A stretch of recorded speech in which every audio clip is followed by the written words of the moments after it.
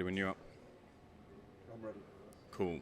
Eamon Khan here, 4 seconds out in Miami ahead of BKB and reflecting on what was an interesting press conference between Anthony Joshua and Jake Paul, a sentence you and I probably thought we'd never hear in general in boxing or in 2025 no less. But if we recount first of all BKB and what's on offer when, well, it'll be fight night by the time this goes out, but what can fans expect who are tuning into BKB's fight night coming up in be a few hours? Yeah, obviously it's live on the TalkSport Boxing YouTube channel. We didn't see you in Leeds when Mali Nagy fought Tyler Goodjohn, and it did nearly 200, I thought it might even be over 200,000 views now, which is decent numbers for the live along. The whole card is shown. The thing is with BKB, it's a 3-hour card, it's 10 fights tomorrow night. 85% of the fights don't go beyond the second round. It's ungloved, it's naked fists, it's raw, it's visceral, it's entertaining. There's no hiding place. The Trigon is the smallest combat surface in the world. They're calling it the Night of Four Kings. Gustavo Trujillo, the BKB heavyweight champion from Cuba, is a phenomenon. I think he's had 7 knockouts all in the first round in his last 7 fights. I think he's 7-0 in BKB. So he's one of their super champions. He's up against our old ally, Lucas Brown, who's been everywhere and done everything. It's his first fight in America, though. And at 46, he's up against an absolute monster. So that'll be an interesting final fight of the night. Barry Jones is fighting Cub Hawkins. Hawkins is a brilliant, elusive, and at times heavy-handed American fighter. Barry Jones is literally bare-knuckle royalty in the UK, maybe even globally. And he looks fantastic for this. He's defending the light heavyweight title. There's the super cruiserweight title on the line that's vacant by, I think, probably the best fighter on the roster, Marco Martignac, who's just gone up to bridgerweight and won the world title and vacated the super cruiser between a Cuban and a Mexican, Fuentes and Fernandez, who have done a bit of pushing and pulling this week. There've been a few pushes. Fists have been cocked. No punches were landed, thankfully, at the press conference on the weigh-in. That's a brilliant fight. Clever 50-50 fight. Clever Cuban fighter, very tough, against a very big Mexican guy who's 200 pounds and who fought Frank Sanchez and Arslanbek Makhmudov in a 20-odd fight pro career. And then the last, that's 3, isn't it? What's the other fight? I can't remember right now because I'm so exhausted, but there's 4 title fights, 6 fights overall. The first fight on the televised card is a guy called Bash Williams from Swansea, who was a Commonwealth boxer for Wales, who was in the Welsh Regiment, who's a great character, and he's in an eliminator. If he wins this, he fights for the vacant title next at featherweight. It's a really good card. They're calling it the most stacked card they've ever had. It's their BKB 48. It's their 48th event.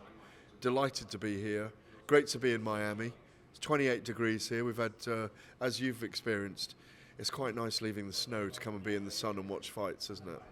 We have a mutual, before we move on to the traditional boxing chat, in the BKB bare knuckle sphere in the form of James Canelli. What would you like to see for James Canelli next? I did ask David, the CEO of BKB, as to when he might be out, and he sort of teased the February card coming up next year. But what would you like to see for James Canelli? Well, the great thing about Canelli is one of the great characters of the sport and one of the toughest men you'll ever see fight bare knuckle. He's built for it. He's an amazing character. Everybody loves him. He's an absolute beast when he's in there. He's just lost to a guy called LT Smash Nelson, who was going to be on this card against Barry Jones but was injured. Got a shoulder injury, I believe. They had a war over 6 rounds last time out. I'm glad he's taken some time to recover.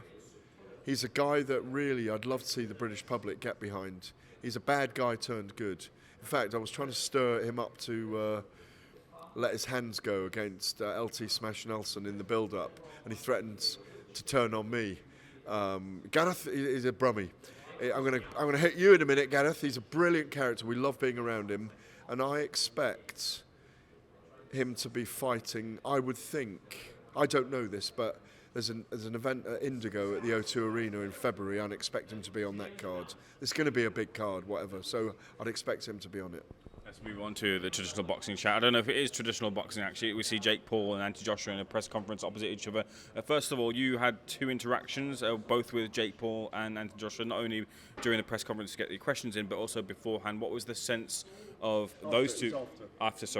What was the sense of those two in the context of the article that you wrote as well regarding the fight? How did they receive that? Was that brought up? What was the conversation then? Well, Anthony Joshua was an absolute gentleman. I introduced him to Danielle Moynier, who's here with us. She used to be Summer in WWE. She works as talent, as an interview like I do for BKB at these events. And he was an absolute legend on the edge of the stage, chatting to us, saying how thrilled he is to be involved in this.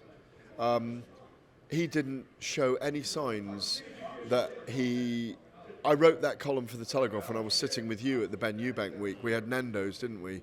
And after the Wednesday event, maybe. And he didn't bat an eyelid at the column. I found him to be very engaged, absolutely excited about the opportunity to fight Jake Paul and be in this milieu. Obviously, he's earning extraordinarily well. I've heard it's 25 million. I might be completely wrong, but that's what I've heard behind the scenes, not this figure of 140 million that's being bandied about. But who knows? You know, they reckon it's going to do 60 million views on Netflix, so it's extraordinary. You can ask me more about Joshua in a minute, but my answer with Jake Paul was Nikisa Bidarian. It is late. Nikisa Bidarian got stuck into me straight away and picked a fight with me over that column in The Telegraph about that the fight demeaned boxing and that Anthony Joshua was going to ruin his legacy by fighting Jake Paul. He said, you're on the other side of the pond, doing the other side of the story, bringing down the promotion. And I said, no, all I explained, and I said to Jake, don't let him beat me up, please. Because Jake's an absolute gentleman as well behind the scenes, by the way. I know he's a kind of roughhouse marketeer when he sells his fights and gives you outrageous headlines and all these kind of things, which I'll come to in a sec. And I said to him, my concerns are, I said, this wouldn't be licensed in the UK. And he said, yeah, but there's plenty of fights that are licensed in the UK that the board need to look at themselves over. That's what was his answer was, and I get what he's saying sometimes. There's a lot of journeymen with terrible records put in against rising world champions, potential world champions. So then I had a chat with Jake Paul, and I said, come on, really? You must have felt a bit of fear. When he said, I don't feel any fear at all. He used that expression again about having deluded optimism and calling on the universe to give him the message about what to do next. And he does manifest. He's manifested an awful lot.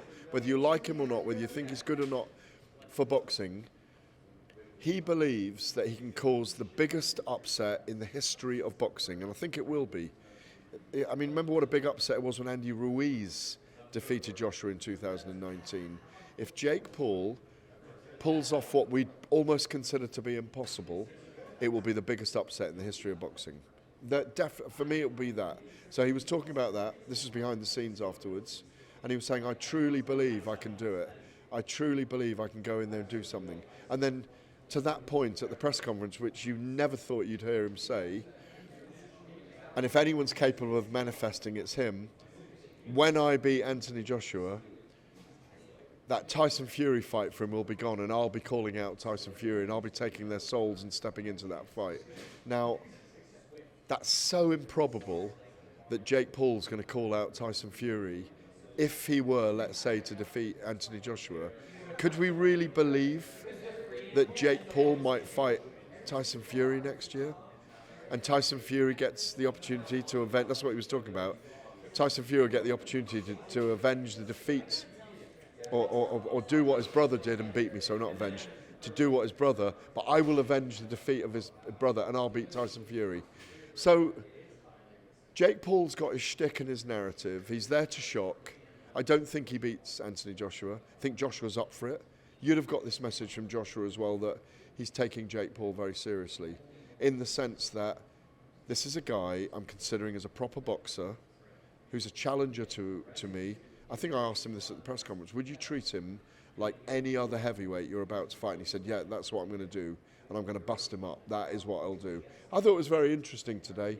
It was largely American media. I think we were maybe two of the very few British media guys who were here.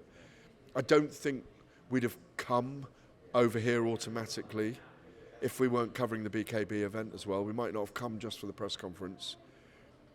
But I do feel like, for all the criticism that it's received, everybody's interested to watch it. It's just one of those.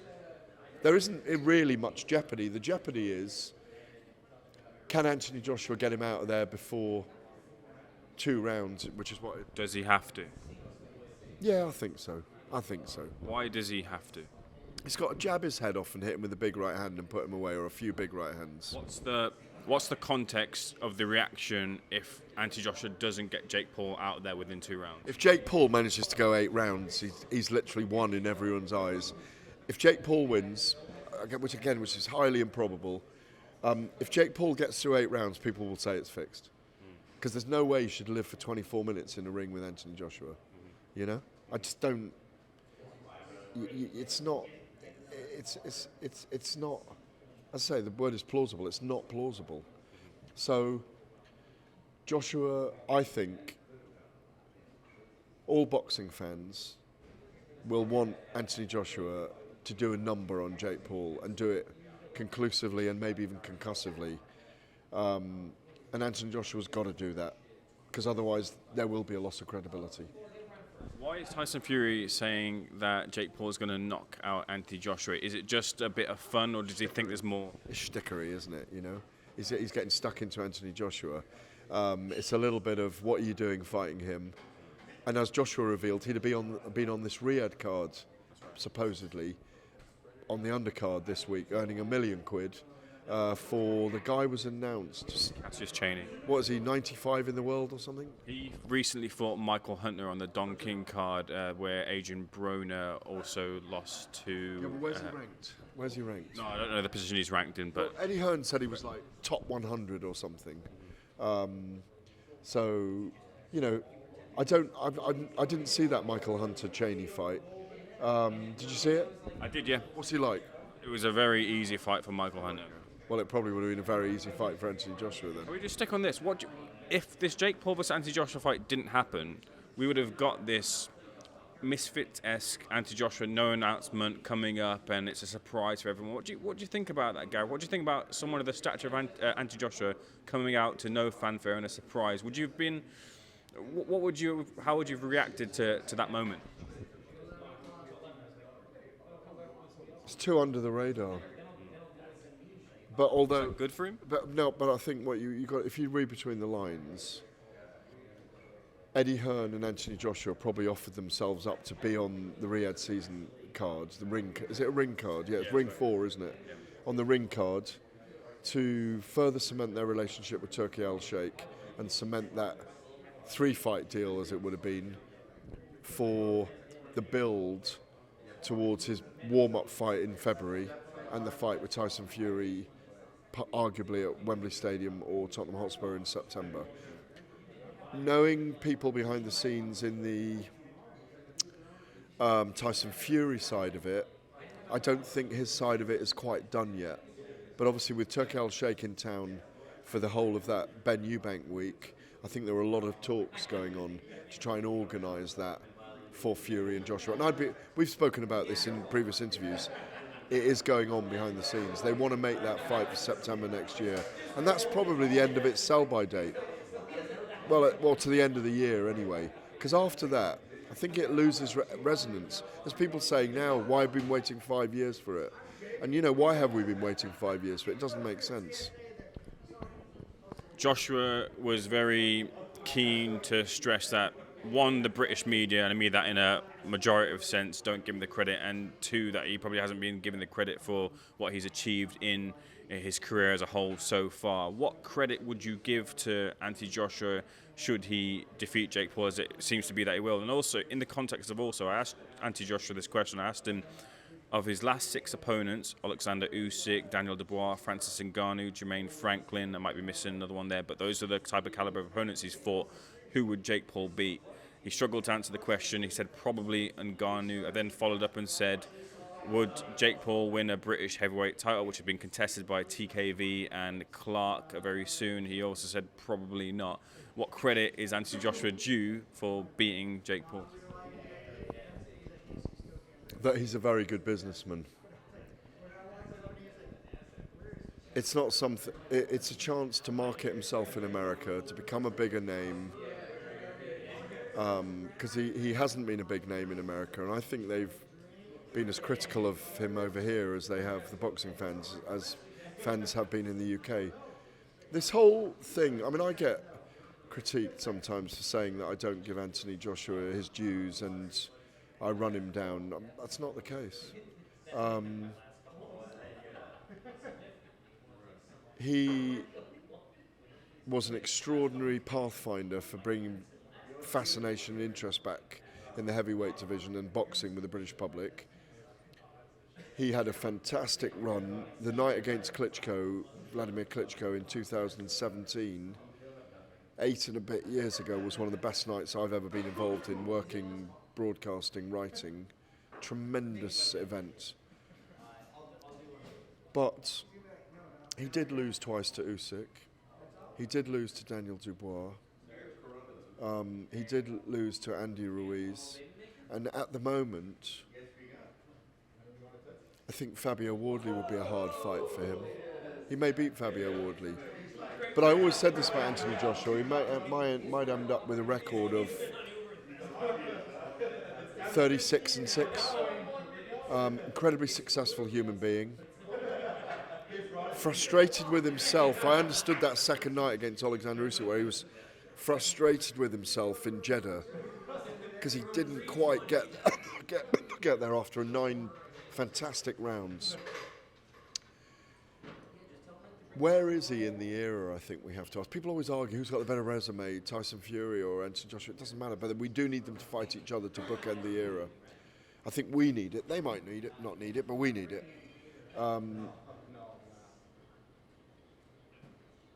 If I said in the era, he is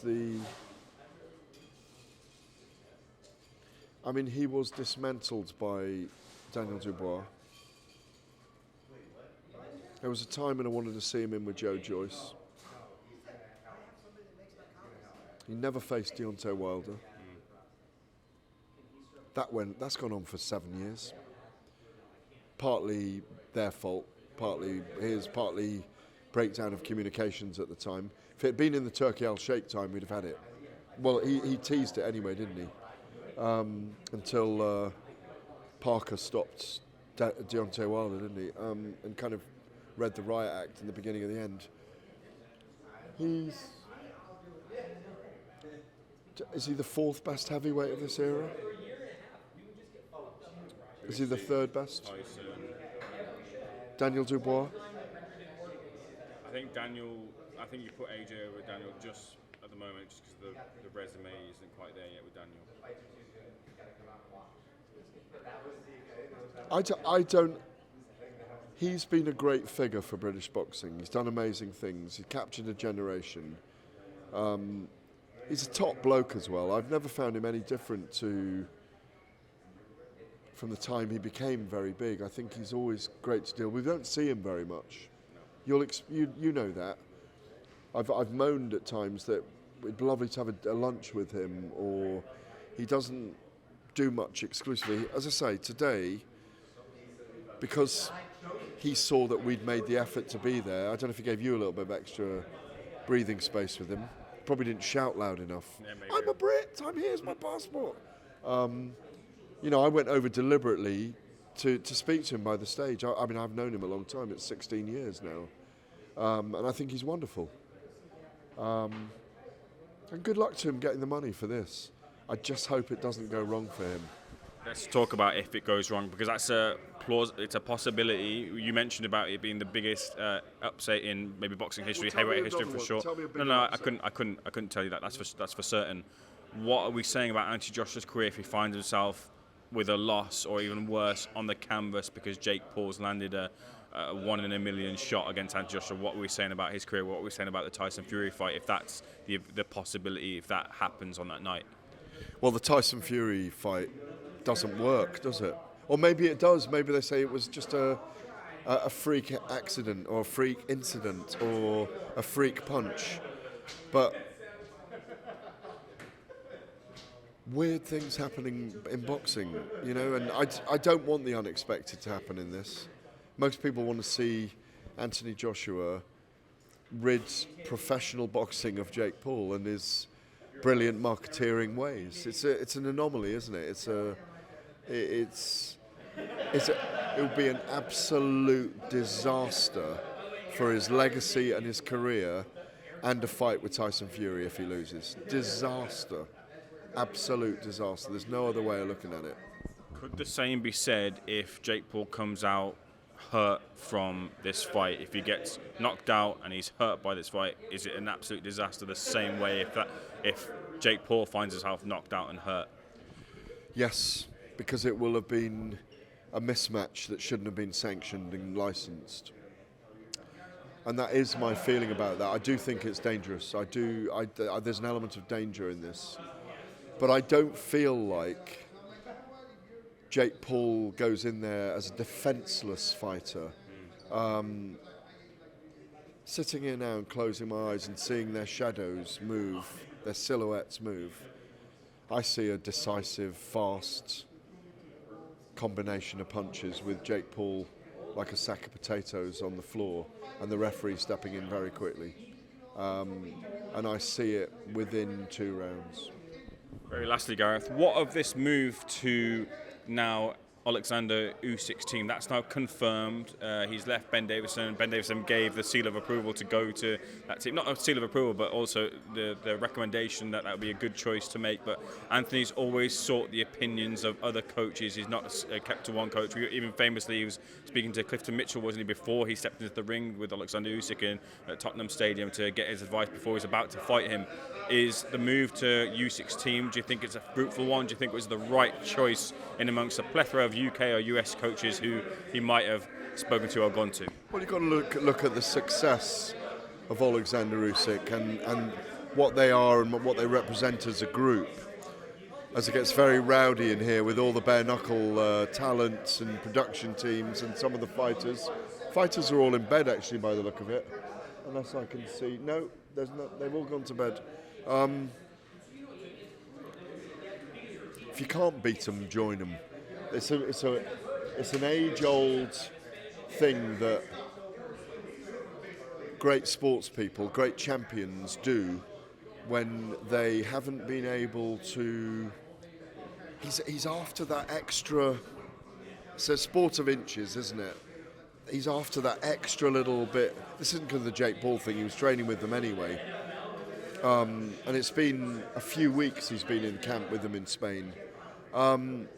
He's after those extra little bits, those extra tiny percentages of advantages, little things that they may be able to teach him. They have you've been around the Usyk entourage, the training team. They exude a great physicality and a great confidence. The way they walk around, they don't walk around with their shoulders rolling. They walk around with a presence. And Anthony's got a very big presence about him, and I imagine he's having a great time with them. They're down to business people. They are at the business end of fighting. And, you know, they've obviously got the standout guy of the era in there. But I think he's training with the team, as he explained today, not with Alexander Usyk himself. He's got his own projects going on at the moment. So I think it's a fantastic move. And he seemed very relaxed and very happy today. I haven't actually physically seen him since he was defeated by Daniel Dubois that night, 14 months ago. I think he was like as well as I've ever seen him.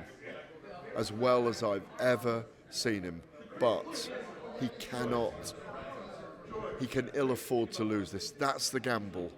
Big payday, easy payday, but a big gamble if anything goes wrong. because it will wreck his legacy. Very, very, very final thing, because I've got to mention this as well. It has to be. Very, Very. It's a heavyweight that has to make weight. He can't weigh in over 245 pounds. He hasn't weighed that for a couple of years, but even before that, I think he only weighed above that a few times. Any not issues, but will that affect Anthony Joshua in any form, do you feel? Well, it's interesting. I mean, he was 18 stone for Daniel Dubois, which is 252. So he's got to lose 7 pounds. But I think when you're that big, and you're that heavy, rather, I think he's not a guy given to bad living. So the only thing he's only got 5 weeks to make that weight. If it's a struggle, I don't imagine it'll be, then it might have a slight effect on him.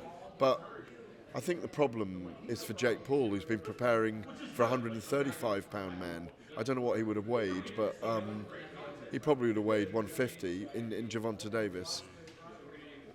Weirdly, well, not weirdly, this is a much, much bigger event than a fight with Gervonta Davis would ever have been. I never saw them in a ring together. I couldn't visualise them ever stepping into a ring together. I always thought something would go wrong. But, and also, what was he doing? He may have not laid a glove on Gervonta Davis, but I don't think Gervonta Davis would have been able to hurt him. I think it would have been a weird, slightly boring spectacle with him trying to swat a fly or a wasp. This will do really big numbers because it's so fascinating. It's weird, it's bizarre, but I think it'll do massive numbers. Everybody either wants to see something go wrong for Anthony Joshua, but most people are watching because I think they want to see Anthony Joshua end the career of Jake Paul. Looks like you did get credentialed in the end for this show. No problems on that end? No, and I got 4 other guests in with me as well. Daniel Moynier from WWE, Summer from WWE, now works with us. A couple of people from BKB came today and met different people. No, it was a very civilised press conference, I thought. There wasn't much jostling, was there? It was, well, Eddie Hearn wasn't here, was he? No, he wasn't. Frank was here, he was all right with me. I'm sure Eddie will enter the fray at some point. Gareth, I appreciate you letting rip on the full Anthony Joshua versus Jake Paul press conference. Appreciate your time. It's always a pleasure, Eddie. Thank you so much.